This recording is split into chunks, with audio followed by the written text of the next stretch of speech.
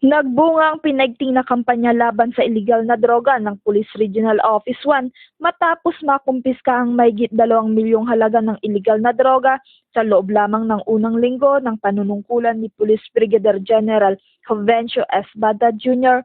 bilang Acting Regional Director ng Police Regional Office 1 mula Mayo 8 hanggang 14 taong kasalukuyan. Ayon sa ulat, umabot sa 37 anti-illegal drug operation ang sinagawa sa iba't ibang bahagi ng rehiyon na nagresulta sa pagkakaaresto ng 48 drug personalities. Sa kabuuan ng operasyon, nakumpiska ang humigit kumulang 206.55 gramo ng shabu, 5,527.74 gramo ng dried marijuana leaves at 4 gramo ng marijuana cash na may kabuoang standard drug price na 2,079,868 pesos and 80 centavo.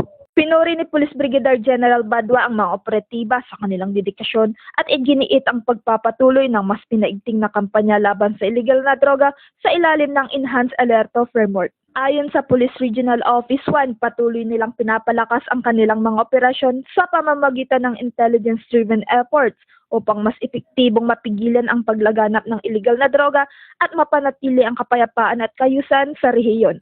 Mula dito sa Ilocos Region, ako ang iyong PNN correspondent, Patrolwoman Marimar Junio, alagad ng batas, taga-taguyod ng Balitang Pulis.